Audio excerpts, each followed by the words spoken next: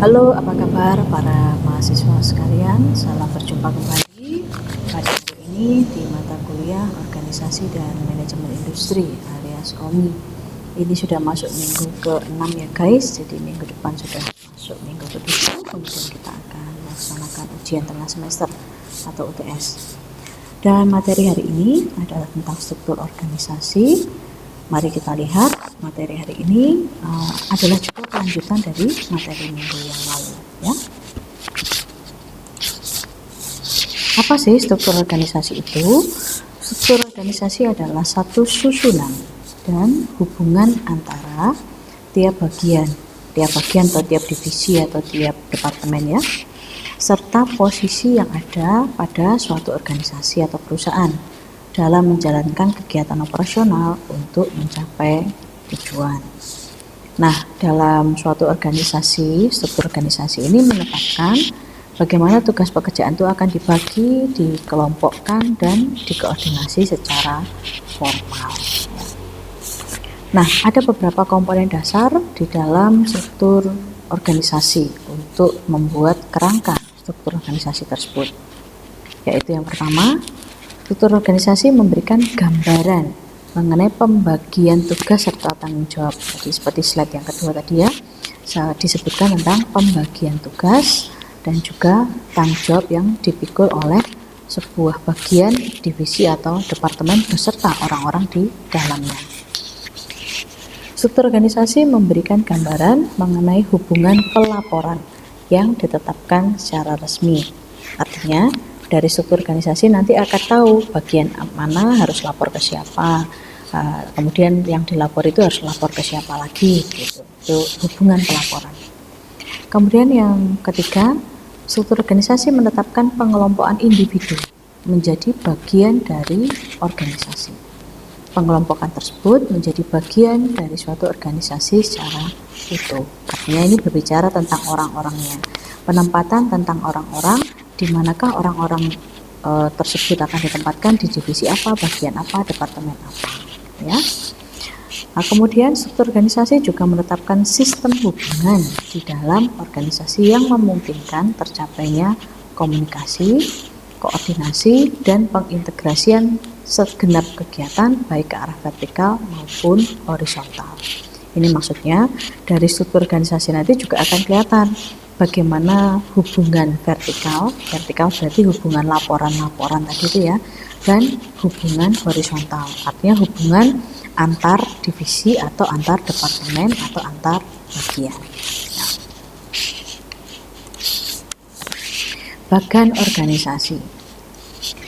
Yang disebut dengan bagan organisasi ini memperlihatkan susunan fungsi-fungsi departemen atau posisi-posisi organisasi dan menunjukkan hubungan di antaranya. Nah, bagan organisasi memperlihatkan 5 aspek utama suatu struktur organisasi. Yang pertama pembagian kerja, yang kedua adalah manajer dan bawahan atau rantai perintahnya, siapa ke siapa laporan secara vertikalnya, lalu tipe pekerjaan yang dilaksanakan, pengelompokan segmen-segmen pekerjaan, serta tingkatan manajemen. Artinya begini teman-teman, suatu struktur organisasi itu perwujudannya adalah bagan organisasi. Nah, dari bagan organisasi itu, namanya saja bagan ya, jadi ini kan berupa gambar gitu ya. Nah, dari adanya bagan itu nanti akan menunjukkan 5 hal ini tadi. Pembagian kerja, kemudian rantai perintah, tipe pekerjaan yang dilaksanakan, pengelompokan segmen pekerjaan, serta tingkatan manajemen ya. Nah, ini adalah contoh bagan organisasi. Namanya saja bagan, sekali lagi berarti berupa gambar. Nah, dari bagan ini sudah kelihatan adanya pembagian pekerjaan, adanya pembagian perintah, adanya garis hubungan vertikal maupun horizontal. Mari kita lihat. Di situ ada pimpinan yang kemudian disebut sebagai direktur. Lalu, direktur ini membawai 4 bagian atau 4 departemen atau 4 divisi, yaitu divisi keuangan, divisi produksi, divisi pemasaran, dan divisi SDM. Di mana pada masing-masing divisi perlu ada leadernya kan. supaya nanti tahu divisi itu yang mimpin siapa, sehingga direktur akan lebih mudah untuk berkoordinasi dengan orang yang charge atau orang yang berkepentingan atau berwenang di dalam departemen tersebut. Dalam hal ini sebagai contoh, berarti ada manajer keuangan yang memimpin divisi keuangan atau departemen keuangan, ada manajer produksi yang memimpin departemen produksi, ada manajer pemasaran yang memimpin departemen pemasaran, dan ada manajer SDM yang memimpin departemen SDM. Ada juga contohnya garis komando bawahnya adalah contoh ya di dalam manajemen pemasaran atau di dalam divisi pemasaran itu ada terbagi lagi menjadi 2 bagian, yaitu bagian penjualan dan juga bagian promosi. Nah, ini contoh baganya. Kemudian ada juga ini contoh yang menunjukkan tentang tingkatan manajemen. Nah, ini tadi. Nah, ini poin kelima, tingkatan manajemen, ya. Ada direktur dan wakil direktur. Direktur dan wakil direktur berarti termasuk dalam jajaran manajemen tingkat puncak. Sudah pernah ya kita pelajari tentang stakeholder ini. Kemudian ada juga jajaran manajemen tingkat menengah. Di antaranya adalah para manajer yang menduduki divisi atau departemen, ya. Dalam hal ini contohnya ada manajer personalia atau manajer SDM tadi itu, manajer produksi, manajer keuangan, manajer pemasaran. Ini disebut sebagai jajaran manajemen tingkat menengah. Kemudian sebagai contoh lagi bahwa di bawah komando manajer produksi ada bagian supervisi kelompok B dan supervisi kelompok A. Nah, supervisi kelompok B dan A ini disebut sebagai manajemen tingkat pertama atau lini pertama atau supervisi, yang adalah tugasnya mendampingi, mengawasi pegawai teknis atau buruh, di mana pegawai teknis atau buruh ini termasuk dalam manajemen non supervisi atau istilah simpelnya pelaksana teknis. Jadi kalau sudah masuk dalam pegawai, karyawan biasa, buruh, itu namanya pelaksana teknis. Pelaksana teknis dipimpin oleh seorang mandor atau supervisor gitu ya, istilahnya itu disebut sebagai manajemen tingkat pertama atau manajemen lini pertama. Kemudian para mandor-mandor tadi atau para supervisor tadi lapor ke manajernya. Nah, berarti manajernya termasuk dalam manajemen tingkat menengah. Nah, sedangkan para manajer-manajer lapor ke direktur maupun wakil direktur sebagai manajemen tingkat rendah. Ya, jadi materi hari ini sangat berkaitan dengan materi yang sudah pernah kita pelajari beberapa waktu yang lalu. Mohon diingat kembali dan dipelajari atau dibaca kembali. Ya. Berikutnya, nah ini kita berbicara tentang 4 pilar pengorganisasian atau 4 building blocks of organizing. Jadi 4 pilar tata cara dalam pengorganisasian. Pilar pertama adalah pembagian kerja atau dalam bahasa Inggrisnya division of work. Kemudian pilar yang kedua adalah pengelompokan pekerjaan. Simpelnya namanya adalah departmentalization. Ya. Kemudian yang ketiga adalah penentuan relasi antar bagian dalam organisasi atau yang kita sebut dengan hierarki. Kemudian pilar keempat adalah penentuan mekanisme untuk mengintegrasikan aktivitas antar bagian dalam organisasi atau koordinasi, yang kemudian kita sebut dengan coordination. Ya. Mari kita lihat pilar pertama, pembagian kerja atau division of work. Pembagian kerja adalah upaya untuk menyederhanakan dari keseluruhan kegiatan dan pekerjaan yang telah disusun dalam proses perencanaan yang mungkin saja bersifat kompleks.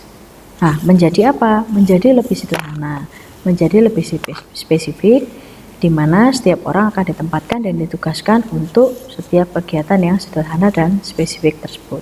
Artinya apa? Pekerjaan itu kan banyak ya, pekerjaannya banyak. Terus kalau dikerjakan cuma oleh 1-2 orang kan pasti tidak bisa. Maka dari itu perlu pembagian kerja. Maka dalam hal ini perlu dipilah, si A cocoknya ngerjakan ini, si B cocoknya ngerjakan ini gitu. Sama juga dengan kepanitiaan. Misalnya nih kalau kita mau bikin webinar atau seminar nasional katakanlah, kan itu banyak yang harus diurusi, ngurusi pendaftaran, ngurusi sertifikat, ngurusi narasumber, ngurusi tempat, ngurusi susunan acara dan sebagainya. Nah, maka kemudian muncullah pilar pertama, yaitu pembagian kerja atau division of work. Oh, si A cocoknya jadi sekretaris yang ngurusi semua administrasi. Oh, si B cocoknya ngurusi makanan untuk konsumsi. Oh, si C ini cocoknya nyari-nyari narasumber. Nah, seperti itu. Sehingga pekerjaan-pekerjaan yang kompleks itu akan disederhanakan, dibagi menjadi lebih spesifik dan lebih sederhana melalui tugas yang akan diemban atau dikerjakan oleh orang-orang yang sesuai pada bagian tersebut, ya. Nah, kadangkala pembagian kerja dinamakan dengan pembagian tenaga kerja. Namun, lebih sering digunakan kata pembagian kerja karena yang dibagi-bagi itu pekerjaannya, bukan orangnya. Beda ya. Kalau pembagian kerja itu berarti kerjaannya apa saja, terus dibagi-bagikan ke tenaga kerjanya. Tapi kalau pembagian tenaga kerja itu berarti tenaga kerjanya yang diputar atau tenaga kerjanya yang dibagi-bagi. Beda ya. Mohon dibedakan istilahnya antara pembagian tenaga kerja atau pembagian kerja. Nah, contoh kalau pembagian kerja bisnis restoran, berarti ini kan berarti pembagian kerja ya, bukan pembagian tenaga kerja bisnis restoran. Pembagian kerja bisnis restoran berarti ada yang untuk kerja bagian dapur, kerja bagian pelayanan meja makan, ada yang bagian kasir, ada yang bagian bersih-bersih, misalnya. Itu pembagian kerja. Tapi kalau pembagian tenaga kerja, sekali lagi pembagian tenaga kerja berarti si A adalah si A nanti bertugas sebagai chef, si B dan si C sebagai waitress, si D sebagai cleaning service. Itu namanya pembagian tenaga kerja. Nah, apa perbedaannya? Perbedaannya adalah kalau kita pembagian kerja itu jumlah orangnya bisa banyak, bisa sedikit. Contohnya maksudnya begini. Katakanlah ada 10 pekerjaan. Bisa juga 10 pekerjaan itu dikerjakan oleh 10 orang. Ya. Atau bisa juga pakai sistem IO itu. Kalau sistem IO berarti pekerjaannya 10, orangnya cuma ada 3. Ya sudah. Berarti setiap orang mengerjakan kurang lebih 3 sampai 4 pekerjaan. Itu gambarannya, ya. Kemudian pilar kedua. Pilar kedua adalah pengelompokan pekerjaan atau departmentalization. Setelah pekerjaan dispesifikkan tadi itu di pilar pertama, maka kemudian pekerjaan-pekerjaan tersebut dikelompokkan berdasarkan kriteria tertentu yang sejenis. Ya.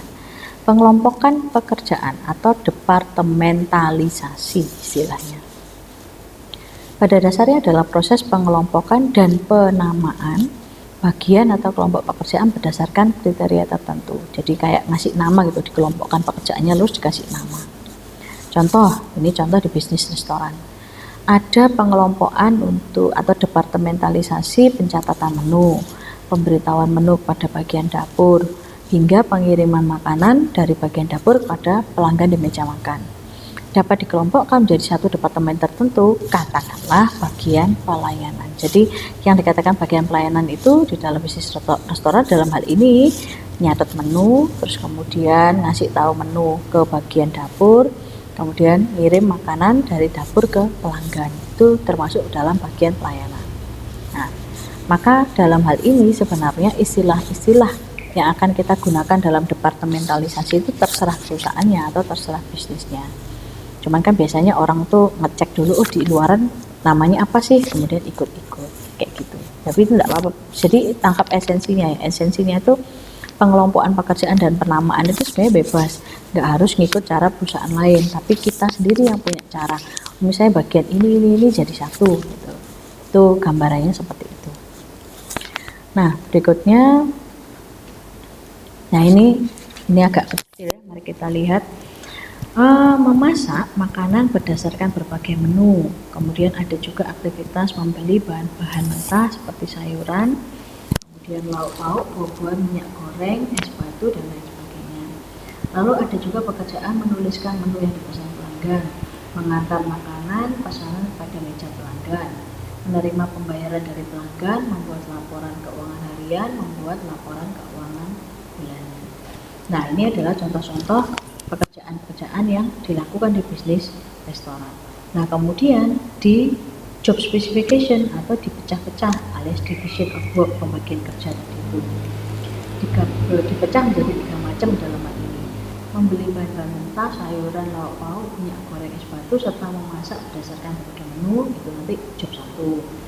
Kemudian menulis menu pesan pelanggan, mengantarkan makanan di meja pelanggan, itu nanti job 2. Kemudian menerima pembayaran dari pelanggan, membuat laporan keuangan harian, membuat laporan keuangan bulanan, job 3. Oh, maka untuk yang bagian pertama job 1 ini kita masukkan di dalam divisi, nah ini kan job departementalisasi di dalam departemen atau divisi bagian dapur. Nanti job yang kedua ini kita sebut apa ya? Udahlah berebut bagian pelayanan deh. Kemudian yang ketiga ini ngurusi pembukuan, ngurusi pembayaran dan sebagainya. Oh ya sudah, kita sebut saja sebagai bagian keuangan. Jadi dari adanya sekian banyak job, kita menjadi spesifikasinya atau spesialisasinya. Division of work pilar 1, kemudian di pilar 2 diberi penamaan yang masuk ke dalam departemen. Ya. Nah, kemudian pilar yang ketiga adalah penentuan relasi antar bagian dalam organisasi atau yang kita sebut sebagai hierarki. Hierarki adalah proses penentuan relasi antar bagian dalam organisasi, baik secara vertikal maupun secara horizontal. Nah, hierarki ada 2 konsep penting. Yang pertama adalah span of management control atau span of control. Yang kedua adalah chain of command atau rantai komando. Mari kita lihat. Apa sih span management control itu? Terkait dengan jumlah orang atau bagian di bawah satu departemen yang akan bertanggung jawab kepada departemen atau bagian tertentu. Artinya itu berarti ada satu divisi itu, di situ ada berapa orang, gitu ya. Itu namanya span of management control. Kemudian chain of command juga menunjukkan garis perintah dalam sebuah organisasi dari hierarki yang paling tinggi misalnya hingga hierarki yang paling rendah. Chain of command juga menjelaskan bagaimana batasan kewenangan dibuat dan siapa serta bagian mana akan melapor ke bagian mana. Jadi ini berbicara tentang kewenangan serta rantai komando atau rantai perintah. Ya. Nah, ini contoh penentuan hierarki dalam bisnis restoran. Ada kepala restoran, tadi ada bagian keuangan, ada bagian pelayanan, ada bagian dapur, ya kan? Nah, kepala restoran itu adalah atasan yang mengkoordinasi. Nah, sedangkan siapa yang dikoordinasi? Ada bagian keuangan, bagian pelayanan, bagian dapur.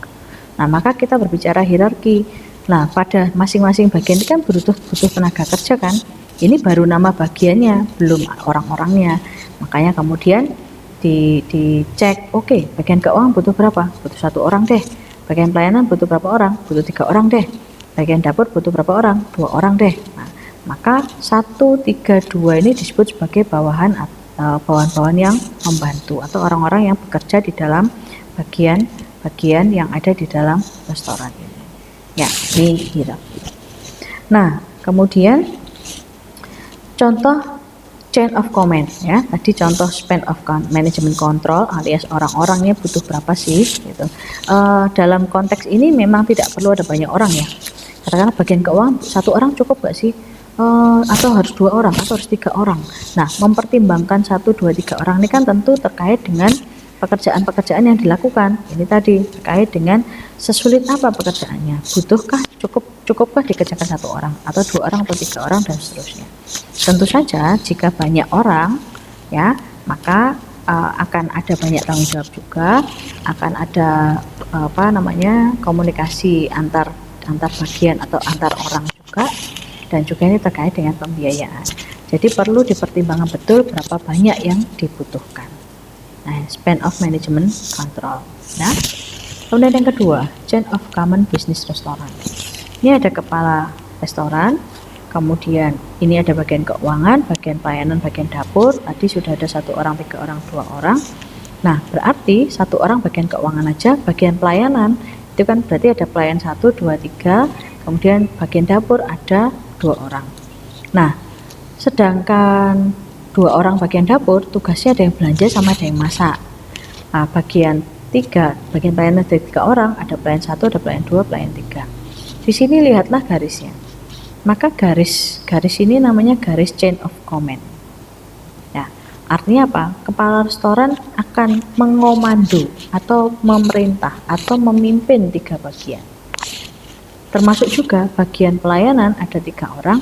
3 orang ini nanti akan chain of command atau bentuk pelaporannya di bagian pelayanan yang akan melaporkan ke kepala restoran. Ini juga sama, chain of command. Belanja dapur dan memasak itu bagian dari chain of command. Jadi yang disebut chain of command itu garisnya ini, Bocah. Nah, garisnya ini. Ya. Kemudian jenis-jenis hierarki. Mari kita lihat. Ini konsepnya. Ada A, kemudian membawai B dan C membawai D dan E, di mana D membawai F dan G. Contoh seperti ini namanya hierarki vertikal. Ya. Sedangkan ada bagian A atau orang H, dia membawai I, J, K, L. Maka gambar seperti ini atau bagan ini namanya hierarki horizontal. Nah, perhatikan ya. Berikutnya adalah pilar keempat, yaitu koordinasi atau coordination. Koordinasi adalah proses dalam mengintegrasikan seluruh aktivitas dari berbagai departemen atau bagian dalam organisasi agar tujuan organisasi dapat tercapai secara efektif. Ya. Faktor-faktor yang mempengaruhi dalam struktur organisasi. Yang pertama adalah strategi organisasi, yang kedua adalah skala organisasinya, yang ketiga adalah teknologinya, dan yang keempat adalah lingkungan. Ya. Artinya begini, membuat struktur organisasi itu juga perlu tahu strategi perusahaannya seberapa. Artinya kalau misalnya nih perusahaannya ini punya cita-cita dan misi untuk menjadi perusahaan global internasional sing mendunia, ya tentu saja struktur organisasinya akan kompleks karena dimungkinkan perusahaan itu harus berkoordinasi dengan cabang-cabang yang ada di berbagai negara misalnya. Berarti ya struktur organisasi akan terkait dengan strategi yang dipakai. Atau kalau misalnya cukup satu saja perusahaannya, yang penting pusatnya satu aja, nggak kemana-mana, nggak bikin cabang dulu, ya tentu struktur organisasinya akan lebih simple, ya. Termasuk juga skala organisasi. Nah, skala organisasi ini skala seperti apa? Apakah organisasi ini termasuk korporat atau dia unit bisnis? Maka ketika korporat strukturnya akan lebih kompleks dibandingkan dengan strukturnya atau bagannya unit bisnis. Ya. Kemudian teknologi yang digunakan. Sebenarnya semakin kompleks teknologi dimungkinkan struktur organisasinya tidak terlalu rumit. Artinya begini,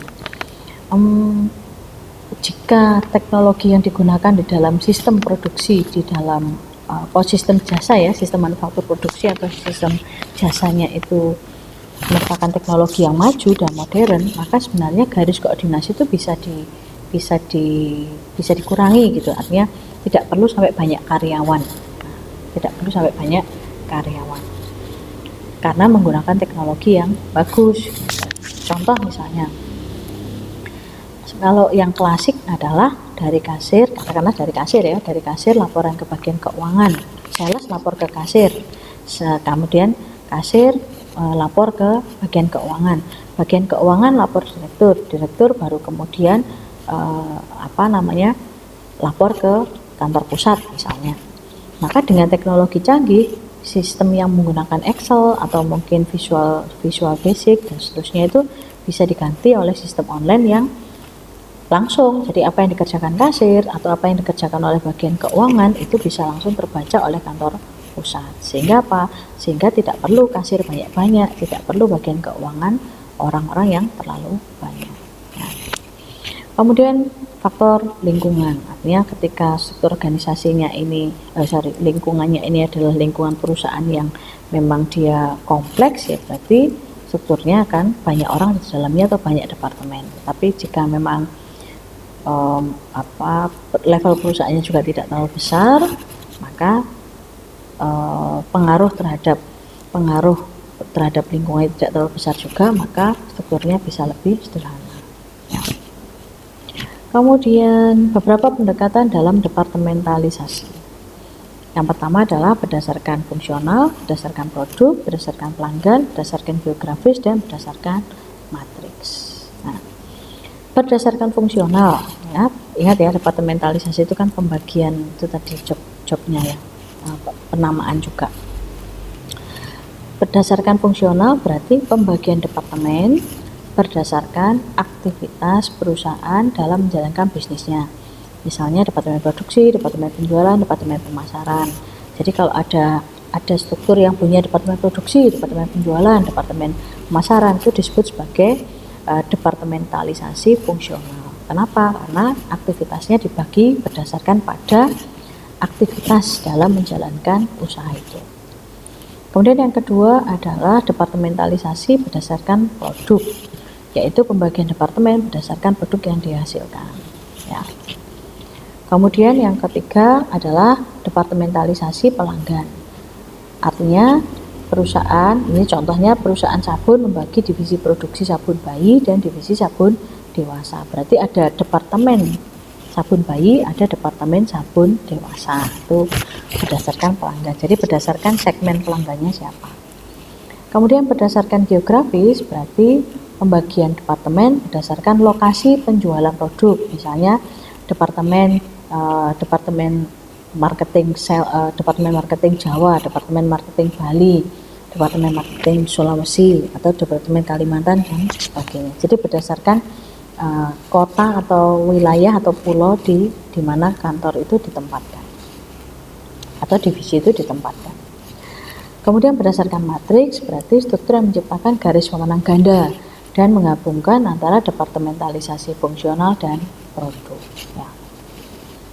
Mari kita lihat. Ini adalah departementalisasi fungsional alias departementalisasi berdasarkan fungsi.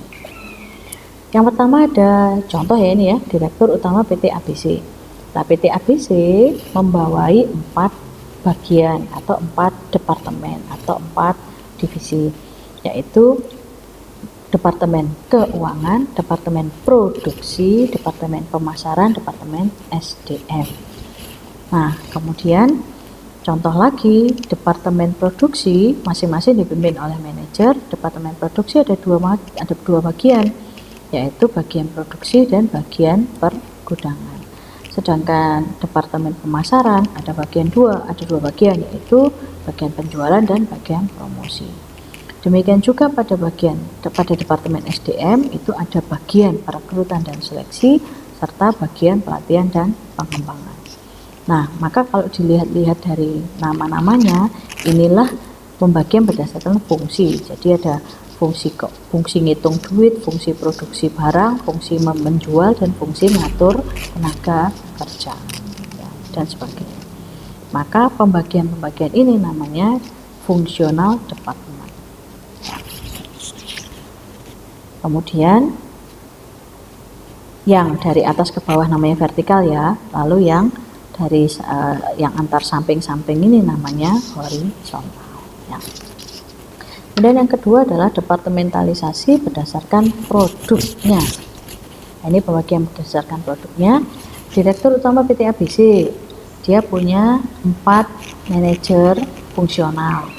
Ya, di mana dari 4 manajer fungsional, manajer produksi tadi ada 2 bagian produksi dan bagian pergudangan, ya kan?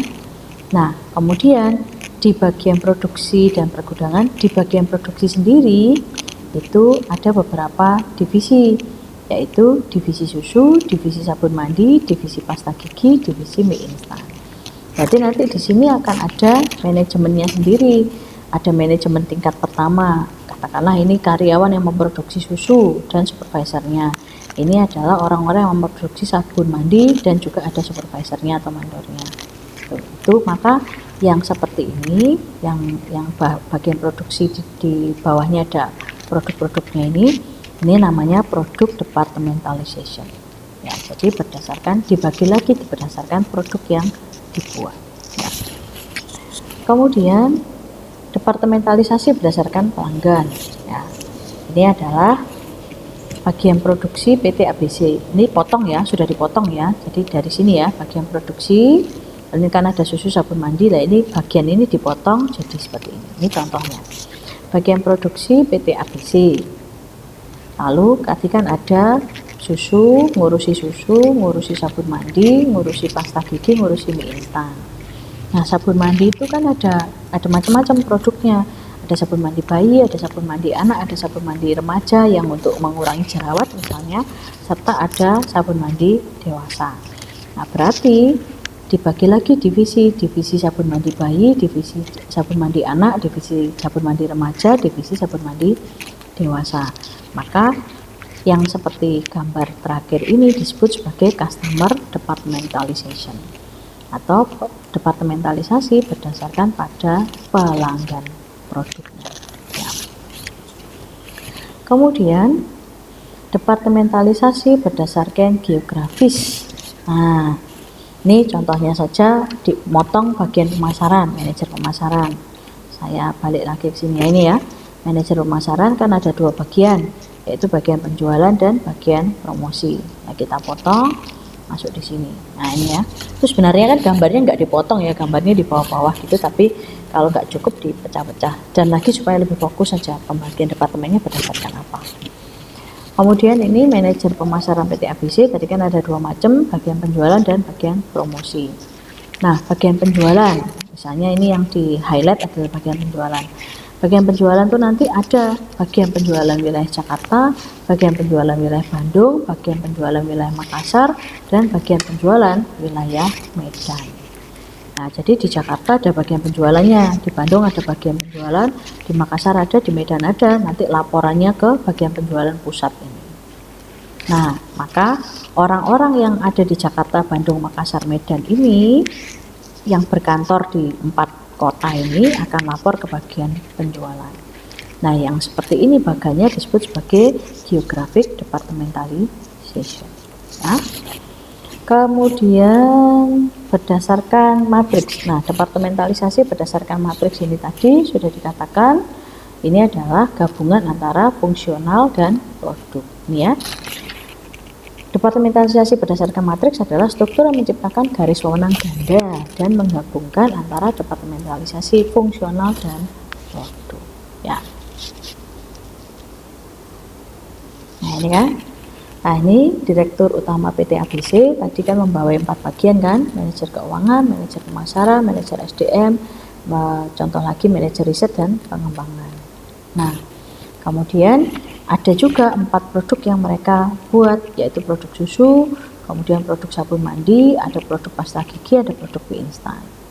Nah, pada produk susu juga ada orang-orang manajer keuangan, manajer pemasaran, orang-orang di dalam bagian keuangan, orang-orang bagian pemasaran, orang-orang bagian SDM dan bagian R&D.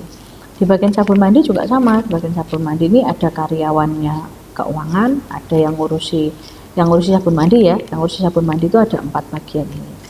Pasta gigi, yang ngurusi pasta gigi 4 bagian ini, yaitu keuangan, pemasaran, SDM, pengembangan. Nah, jadi lingkaran-lingkaran abu-abu ini menunjukkan orang-orang yang terlibat di dalam divisi SDM, pemasaran atau keuangan. Nah, orang-orangnya ini yang mana Bu? Ya ini tadi, yang ada di Jakarta, Bandung, Makassar, yang ada di bagian anak atau remaja dewasa, atau kemudian ada bagian produksi, pergudangan, rekrutmen, pelatihan, promosi, penjualan, gitu ya. Jadi departemen matriks atau penggabungan. Ya. Oke, terima kasih sampai di sini materinya. Dibaca ulang, diulangi lagi penjelasannya, dibaca dulu saja materi, baru kemudian mendengarkan penjelasan yang ada di dalam rekaman ini. Baru kemudian nanti silahkan open forum dan juga open tugas Anda di Wela.